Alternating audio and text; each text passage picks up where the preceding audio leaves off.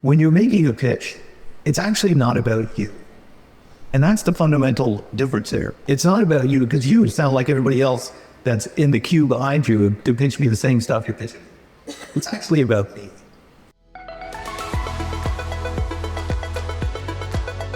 Welcome to the Emblazers show, where B2B leaders are igniting revenue. I'm your host, Abby Kerr. And on today's episode, we're taking a look back at a popular main stage panel from Emblaze Revenue Summit 2025. The panel is called Toe to Toe with the CXOs. And you will see three C-level leaders who have lots of experience across industries talking about what it really takes to turn their head as a top senior most executive when you are in the seller's position. And they will also share why most sellers today still miss the mark. Let's take a listen. We get feedback after our events with people like, what do you want to hear? What do you need to hear? What's going on out there? And the word indecision comes up all the time. That literally indecision is your worst enemy right now. Those surveys were done before Liberation Day. But indecision is what you told us. And the other thing you told us is we need to get higher, we need to get executive altitude. And executive altitude is hard to get. And so we've done something special. We brought together a C-suite team to deliver secrets from the C-suite. No magician gives up their secrets, but apparently the C-suite is willing to tell you everything you need to know. And then you'll see there's a workshop session this afternoon from 1 to 3 with a 2-hour block. These people will be back in a workshop session for 2 hours where you get to ask them your questions. That's an interactive type panel. This one's going to be me sort of moderated type panel, but should whet your appetite. But I thought it'd be great to kick off with the C-suite, since indecision and access to the C-suite and the prominence of the C-suite, or at least a tinger or two below C-suite, really matters more and more in our business decisions. If I took a survey of you in the room and I said, if you went into your active opportunities in your CRM right now, what percentage of your active deals do you think has a VP or higher level title associated with it? How many think it would be 75% or more? All right, I see like 4 people out of 500. How many think it'd be maybe 50 to 75% of them have at least a VP executive title? That's just another 5 more. This is getting gruesome. What about 25 to 50% of your opportunities have C-suite? This is horrifying. 0 to 25% of your opportunities have a C-suite attached to it or a VP. All right, some people don't even know why we're voting right now. All right, what we usually see is that salespeople somewhat have the fear of heights, and we want to overcome that. And look, these are just people. Except you do a lot of rocket science and stuff. You might be an android, I don't know. And we're going to ask questions that I hope you would want to ask. So the first question I have for each of you, based on your backgrounds, sort of being on the other side of decision-making desk. These folks have made millions and millions of dollars of purchase decisions from sales reps like yours. I would love each of you to walk me through why do you think that your roles are becoming even more prominent and matter more to getting decisions over the finish line. But looking at you, Preston, we'll start with you. I know you were staring at me. I feel like I'm back at Harvard Business School. I got a cold call. My short answer is that executives inherently are insecure people. And by that, I mean, we feel like we need to understand everything that's going on in the business because something in there is going to bite us in the butt. And there's more to understand now. Not that I don't trust the team that works with me, but there's more to understand. I have to digest. I have to communicate and convince my peers that this is the right decision. And so thinking that you can unilaterally make a decision is very rare now, right? And so I have to be equipped with what is it, why is it important, what's the impact, and then be able to articulate it to my chief marketing officer and the CEO, right? Otherwise, it's dead. So, all right. Yeah, I would just add to that there's more scrutiny now than there ever has been before. I used to be able to run your own organization and do it pretty well, and you'd report back to the CEO, CFO, on a regular basis. But now everybody wants to know everything about everything all the time. And so the heightened scrutiny requires me to know more about the decision that I'm making as well. Yeah, I'd add a little bit as well. I think, my teams, when they're evaluating what's happening, they look at product, feature, functionality, and pricing. With all due respect to all of the salespeople that are in your respective organizations, I could care less about any of that. I care about three things primarily. Number one, it goes to complexity, it goes to what we're talking about. Number one is, how do I de-risk my business? Number two is, how do I understand the impact that the solutions or the engagement is going to drive to my business? And then number three, what are the outcomes that I value? What are the outcomes can be not only that I value, but what I'm compensated on? Because my compensation aligns to organizational performance. Any decent comp committee has built that connection in. So I think about risk, impact, and outcome. And that's why I need to be more involved in those conversations. Risk, impact, and outcome. Probably no big surprises there. Maybe if we peel each of those back a layer, I've heard you guys in front of audiences say things like, risk is the one thing that never gets delegated. And you all own that. And so if somebody wants to achieves executive altitude and wants to hang there, that de-risking part seems really important. Maybe if you could elaborate on that, Rohail, and then we'll work our way back so that we understand what it means to speak that language and impact that idea. Yeah, I put a finer point on what you just said. Risk is the one thing that never gets delegated and forgotten. And that's the key, because it took me 25 years to get to the executive role. And my goal is to stay in that role.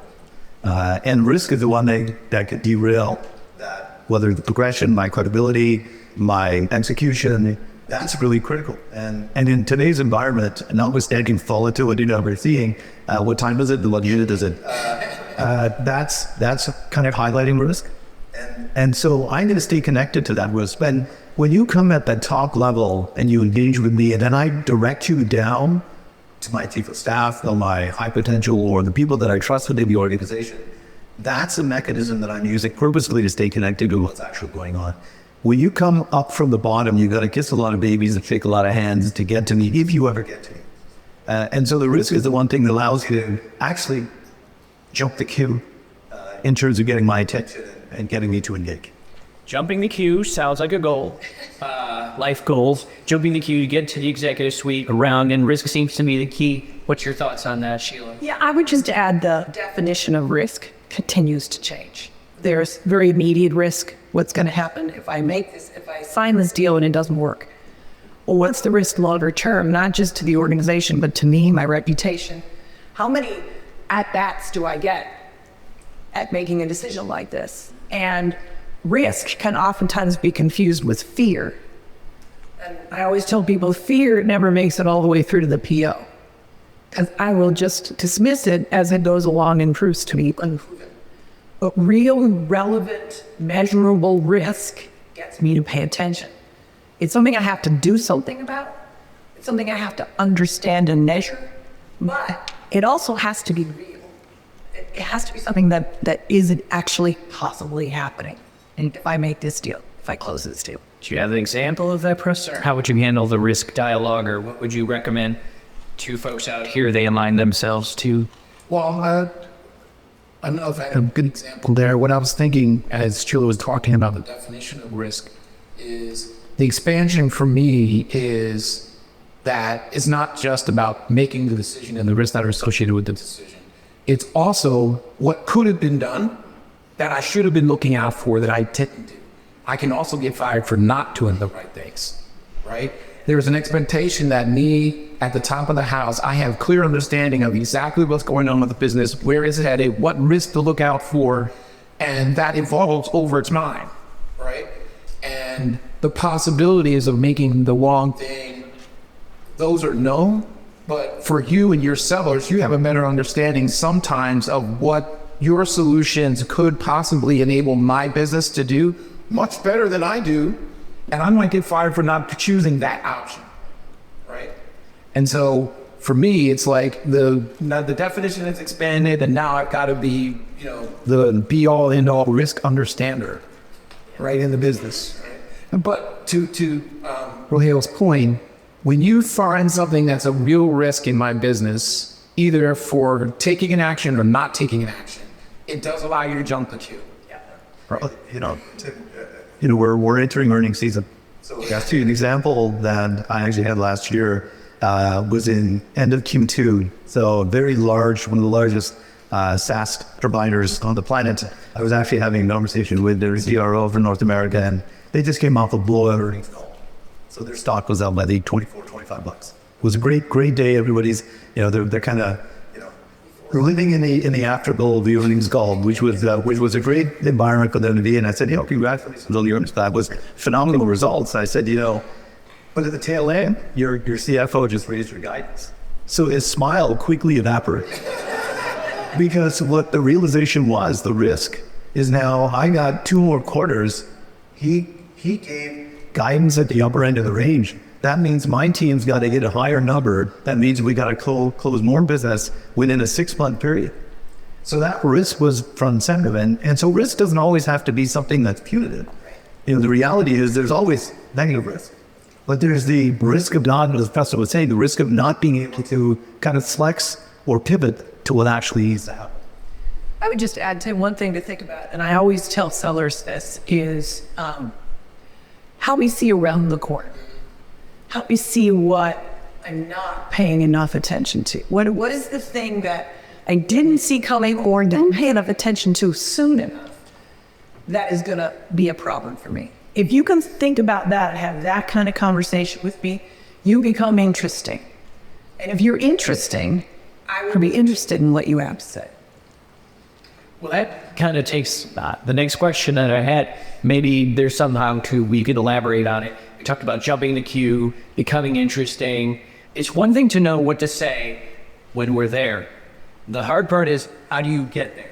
Because it's clear they don't even have the contact names in their database. So they haven't even, their dream is could I get some access? Let's talk about how executive access happens and how did you manage that? How did you keep that? And maybe a little more elaboration on the best way to get there, and maybe more elaboration on how to jump the queue, because everybody wants to know how to fill their CRM with VP or higher titles. Maybe I'll start. It's interesting. When I ran a chunk of Xerox's BDO business, and one of the biggest challenges for our sales teams, and about 1,200 sales folks globally, one of the things that my team was enamored with, and was kind of a little bit of the skit this morning, was this: we got to do demos. We love demos. The executives want to see the demos. I will tell you, in 20 years, I've never watched a demo. I've never, because I have teams that focus on that, and I have teams that I trust will evaluate the product and the capabilities and the feature functionalities. I trust that they're going to do that. But that's not what gets access to me. And I think to your point, then, what gets access to me is risk impact outcome. I hate to be a broken record, but that's really the things that are relevant to me in the roles that I am, whether I'm the CMO or the CEO or the head of ops, whatever that may be. There's risks in the business that I'm going to be mandated to minister. Let's talk about impact then, because we beat risk up a little bit. What about impact? What are you looking for there? And so each of you could talk about access, but then I'd love you to elaborate on what do you mean by impact? Yeah, I will talk a little bit about impact. As a chief marketing officer, I will tell you right now, the first time the budget cuts come around, marketing gets cut first. And the second time the budget cuts come around, marketing gets cut again. So I'm already climbing an uphill battle, trying to get the financing, trying to get the funding that I need to do the things that I want to do to support the business, to drive growth for the business.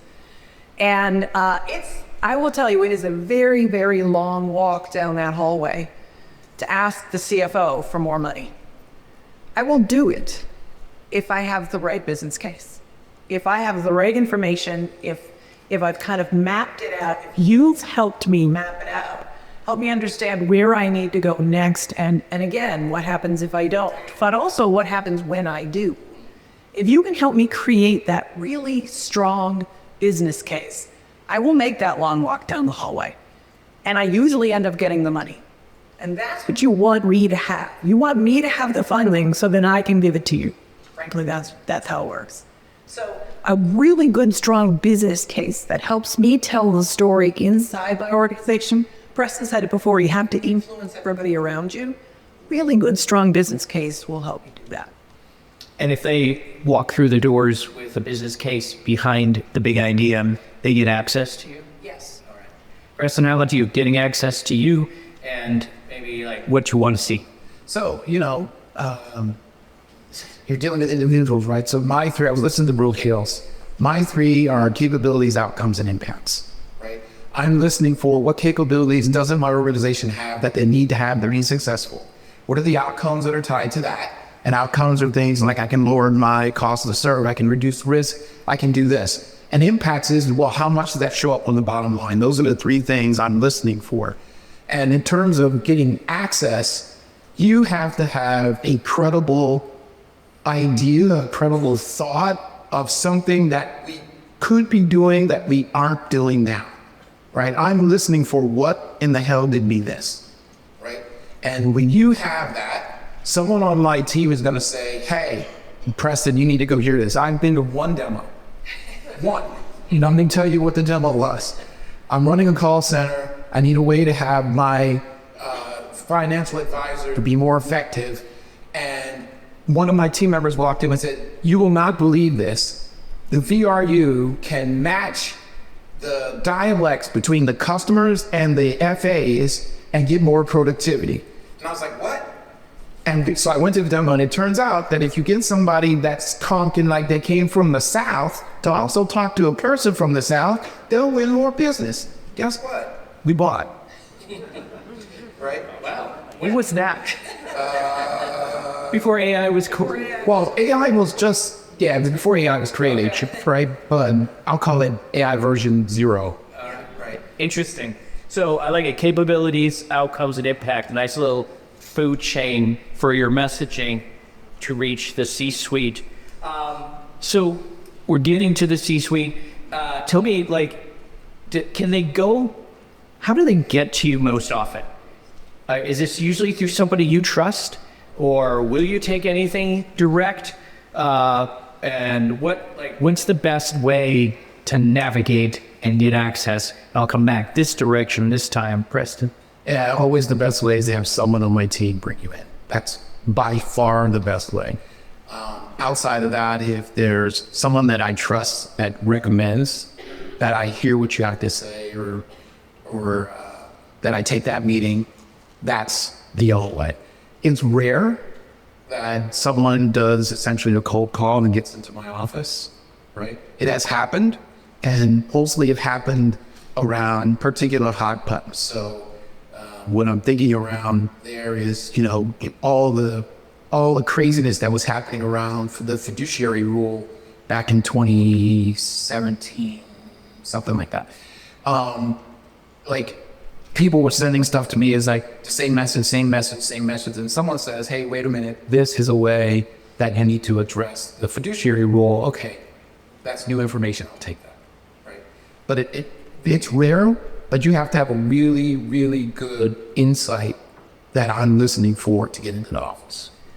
If you have questions and you wish I would have done a better job at follow-ups, take your notes and bring it to their workshop. Just an advertisement for that. Sheila, what about you? Yeah, I would just, so my team are my gatekeepers in a certain way. And my goals are their goals. And they're very clear. Make no mistake, every C-level executive has made it very clear to their team what the goals are to deliver on.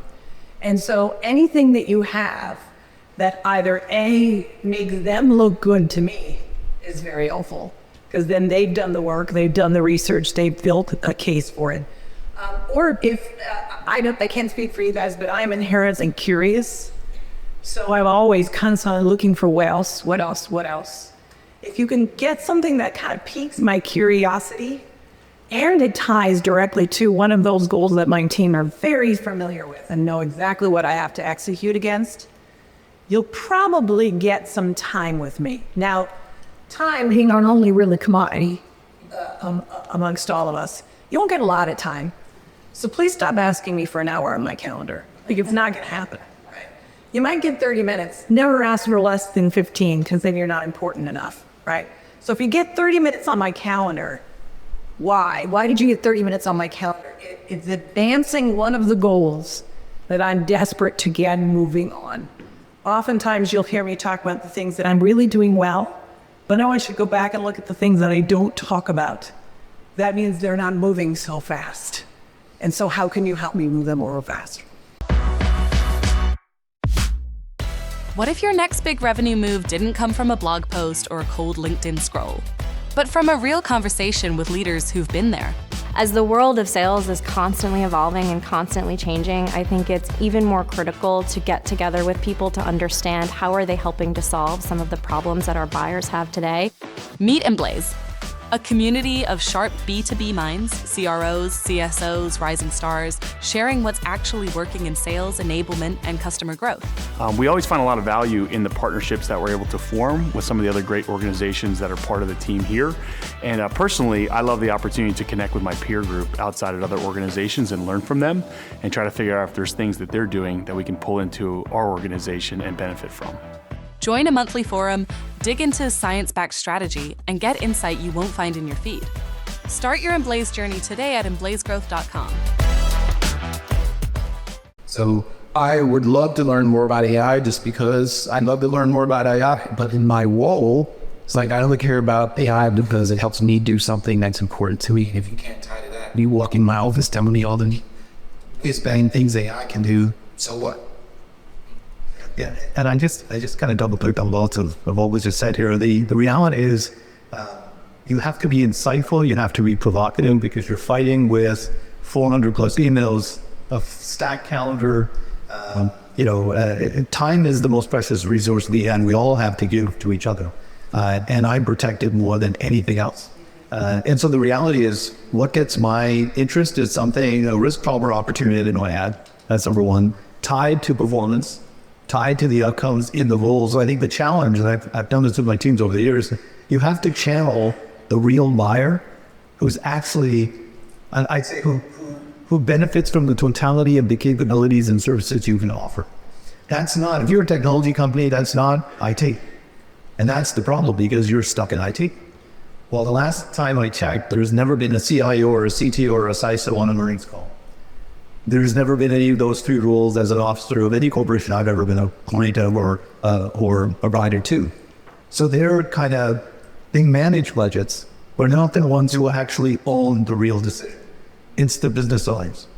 And the business owners care about risk, problems, and opportunities that you can provide insight around, be provocative with, and differentiate in the way you come across. That differentiation is key because by the midway through the second pitch, everybody sounds the same. Yeah. And that's the problem because I'm getting peppered with the database from our clients or the same kind of product pitch, and that gets you relegated very quickly. It's the ones who sound different that tie to the risk, impact, and outcomes that actually elevate up. And like Preston, I've actually had folks very successfully reach out to me via email, voicemail, text, because there was a provocative subject line component. And that first sentence was kind of expounded on that subject line. That's the most precious real estate you have on reaching out to. Yeah. And if you think back to our historical sales training, and Xerox did this as well, I had to deprogram it for my team. Just first sentence, hi, I'm Rohail Khan, I'm from Xerox, I'm your executive, sales guy. Okay, I could care less. And therein lies the problem. So part of it is that you start to elevate to the C-suite, some of the things that we've trained people on, skill-wise, actually needs to be a word. Can I just give another example of the things that people rely on to get access? And that is my least favorite. Yours might be a demo, mine's an RFP. Right, so I use RFPs defensively. I go out into the market with an RFP and it's very elaborate. I want you to spend a lot of time telling me all about everything that you can possibly do to solve my problems. And then I never read it. I have a team that pulls it all together and they give it to me in terms of the data. And guess what? Every one of you can do everything I've asked you to do. So the real estate that's missing in that scenario is the executive summary. And they call it executive summary for a reason. It's what we're reading. We're going to look at the executive summary. And what I'm looking for is not a reinforcement of what you said in the RFP. hi, my name's Rohail, and I'm from Xerox, and I do all these wonderful things. No, I'm not looking for that. I'm looking for what I might have missed. We're happy to respond to your RFP. Here's some things that are interesting. Here's some things that many people like you miss when they look at the RFP in this format. And here's some things we really think you need to spend a little bit more time on. Use that real estate wisely, because that's the only thing I ever look at, is the executive summary. Secrets from the C-suite. I also learned that the CIO and CTO and CISO are fake C-suite. Yeah, I'm going to have to take Rohail to I saw the look on your face. They don't matter. we don't matter, we're just, But I love this. Say something different, say something expected. What did I maybe miss? That means like you said some of the sales training techniques you've been given don't work in the C-suite. Saying something different, saying something unexpected, showing them what's missing does not come from a qualification exercise. You don't want to qualify it, it sounds like. You want to be inspired, Informed, educated, I don't want to tell you what you should. They're so emotional. Well, you understand through some of these presentations. And I started by saying that we're inherently insecure people. There are 3 doubts I have about every initiative. Do I have the right strategy? Do I have the right plan to execute it? Do I have the right people to get it done? Those are 3 fears I have. And so my mind is always listening for, I missed that. Right? And so I'm listening for what's the difference? What did we miss? What do we have to take care of? That's what's running through my head. I was famous for this. It's like, whatever presentation you have, send it ahead of time. Because either I'm going to read, actually what will happen is a member of my team is going to read it, pull out anything that's interesting, or hand it to me and say, there's nothing different. And when they say there's nothing different, guess who doesn't show up to your presentation? I'm not showing up, right? If there's something different in your presentation that my team has seen or that I saw, I'm going to show up. That I don't want to talk about all the other crap. I want to talk about the one thing or the 2 things that are different that I saw in your presentation that no one else said. So when you send the RFP, take time to figure out whether or not answer all the questions they've given you, but think about what did anybody ask that they should have asked. What should they be thinking about and take care of that they aren't? Those are the things you want to lead with. Yeah. You want to lead with that. Right. It got so bad for me, I had something I called vendor day. I would only see all of you 1 day a week because it was just not productive any other way to do it. And I hated vendor day. Vendor day was a slog. It started at 8 in the morning, and usually by about 1, I knew I wasn't going to see anything different, hear anything different. I wasn't going to be intrigued by anything. And that was when you all got the phone call. Hi, Sheila's calendar has blown up. She's not going to get to see you today. And the reason for that was because I was just numb at that point. Because every pitch was exactly the same. And so I want you to think about how we use that real estate. Preston's right. The reason I ask for it ahead of time is so I can dismiss it. Or I can pull a piece out and go, I just want to talk about that. That is your opportunity, and you don't get 2 or 3 of them. You get 1 to intrigue me. Yeah, so I never had vendor day because I would pull myself through that. But but it's the way I used to do it is mine, and even to this day, Jen, who is actually my EA, she's been with me for almost 50 years. We have this thing where we do this speed dating 15 minutes into a meeting conversation where she'll interrupt me either be a phone call or to walk into the office and say, look, something's happening. And if it's not interesting, sorry, emergency, you got to go. And I'll be nice about it, but I won't waste more of the time that I have to give. And part of it is the challenge of understanding when you're making a pitch, it's actually not about you. And that's the fundamental difference there. It's not about you because you sound like everybody else that's in the queue behind you to pitch me the same stuff you're pitching. It's actually about me. It's about my customers, my channel partners, my consumers, my execution. I don't care, with all due respect, I don't care about you. I care about how you can make my life better and better for the people that I serve, the stakeholders that are important to my business, whether that's customers, whether that's regulatory, whoever that may be. And that's the big shift. That's exactly as Preston and Sheila said. My thing is when I'm sitting with folks in sales pitch, I say, okay, jump to page X. We're jump to the important page. And there's nothing that makes a salesperson squirrel more than, holy crap, I have no idea which page was relevant. I was hoping that I could go through 70 pages and Rohail would stop you when something was interesting. And that's a great way to make sure that you never pitch me again. Because if you don't know what's important to me, you actually don't belong in the room. So literally now we see why none of your salespeople have them on there. So I was really doing well with the emotional thing and that you're open to be inspired. Just got really dark here. For credits. Just don't suck. I know that secretary walking in or that and then walking is real. Really? Anybody old enough to remember the Gong Show? Yes. Yeah, that's what it feels like. She picked up the mallet and she's going, Rohail, do you tend to know? I do have to get this question because it's one of the things that, like, this seems, for executives, as far as this goes, I have not heard a single thing about ROI, TCO, TBD, FYI, none of those acronyms. So talk to me a little bit about the numbers as I look at the time here, and they're got to be asking themselves, like, well, what about the calculator? What about this?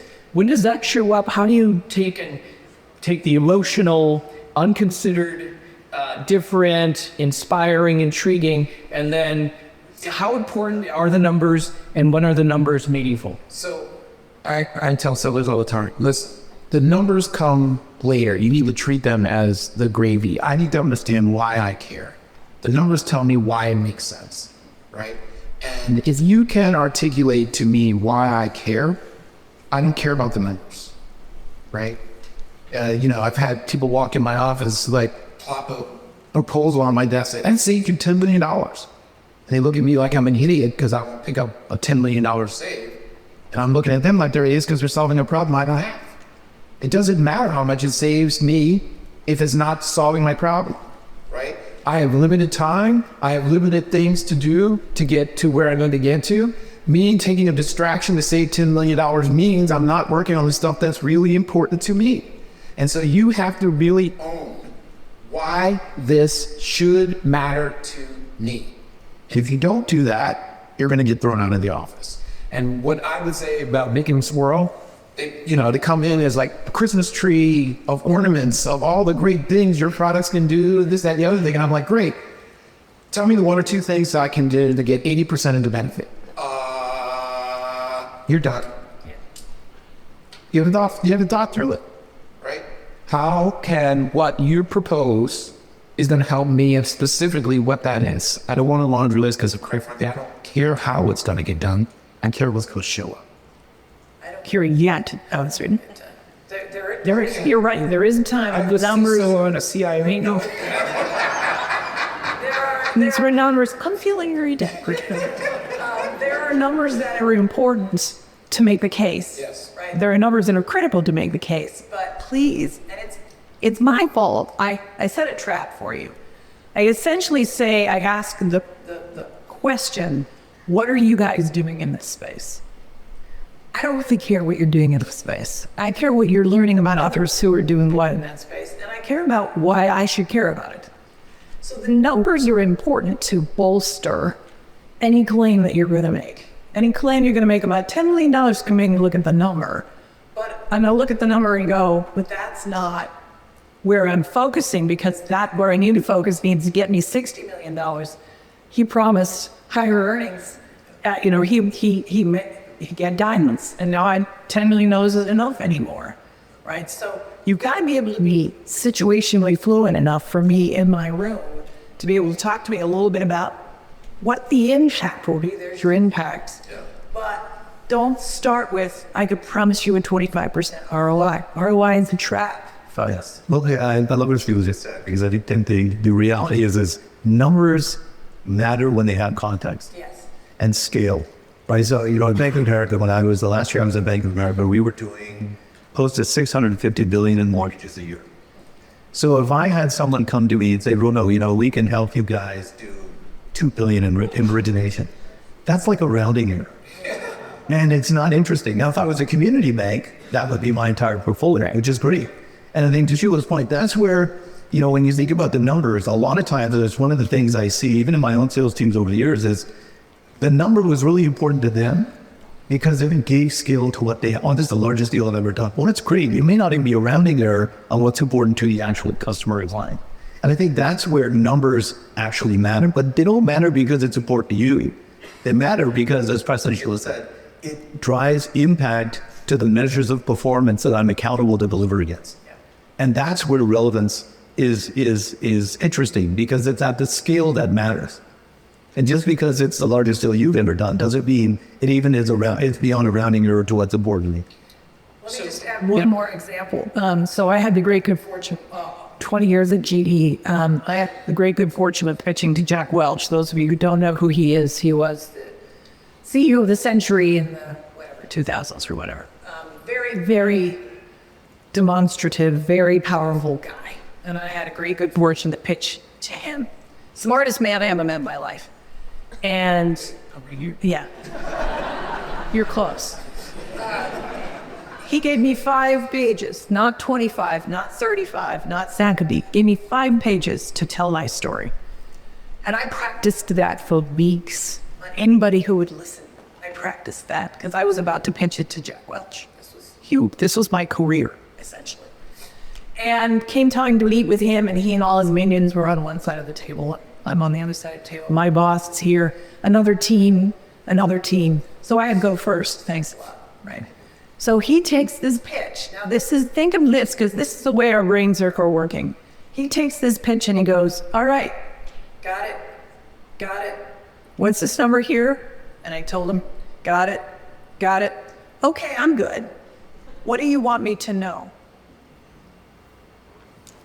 I hadn't practiced that. I hadn't practiced any of that. I had practiced the pitch. I had practiced what was there. I knew everything in that pitch. Tell me what you want me to know. I love it. A real life story. Anybody in a few minutes? That's okay. No, press that. Rohail, you got a cool story like that? Or is that the winner?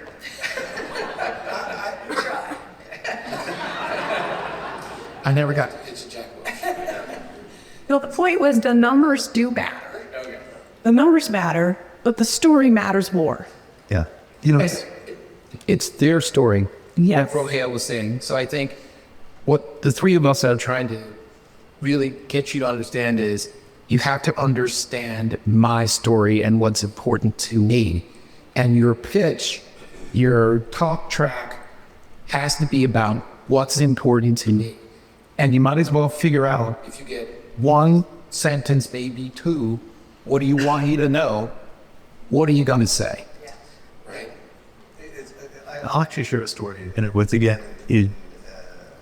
when at Xerox at the BDO services, our customers were 5-year contracts. They were probably no smaller than $100 million for larger deals. So we were doing heavy renewal focus. And this was always the problem that we had in renewals. You're doing a great job. You've got great execution. And then the client would come to you during the renewal period and say, God, the organization love you guys. They love the work that you're doing. But we got 3 other players there who said they can do it a lot cheaper. So what are you going to do to cut your price? And when I came to the BPO segment, I said, and I experienced the first 3 interaction like that, I created a talk track for every one of my account exec teams that were doing renewals leads, or were leading renewals. I said, I want you to respond in this fashion. And the talk track went something like this. We're very competitively priced, but today we mitigate and take on a lot of risks that your organization doesn't do today. Now, price is the only issue. I'm happy to bring our executive and go work with your executive to de-scope either the services or the capabilities to transition some of the risks today that we own and transition back to the operations team on your side. We were doing finance and accounting, HR, IT, the broad BPO space. And so I'm happy to bring our president in and have that conversation, recraft that, and kind of transition that risk back. Just let us know when we can set that up. And I'll tell you, in 17 years of leading 2 of the largest BPOs in the US and globally, I've never had a head of procurement or head of operations ever convinced any executive on their side, whether it's their CFO, their head of sales, their head of supply chain, their IT lead, whoever it was, or COO, that they are going to take on risk that today they don't take on, just so procurement can make a X dollar savings in terms of the year that they have. And that all relates to, I think, kind of the way that we're thinking is the story's about me. It's about my organization. It's about the outcomes that I value. And the more I'm channeling the buying executive, the more I can make that conversation relevant to whoever I'm sitting ahead of. But the way I articulate that is through the lens of that buying executive. Whether you're dealing with procurement, you got to get them thinking about their executive team and how they need to position that story back to them. And that's, it's a great way to not get marginalized into a lot of things. So go in and solve a risk problem for you. Solve a risk problem for you by de-risking your life, and then de-risk the decision and de-risk the implementation. I love that idea that will you ask an executive what's important to them, they're going to say, I need some numbers, and they act all rational and logical. They just proved right here that risk aversion, which is one of the most emotional things humans struggle with, is alive and well in the C-suite. So let's give them a hand for those insights.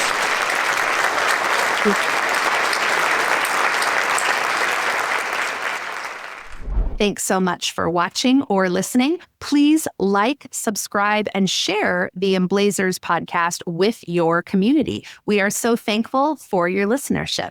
Until next time.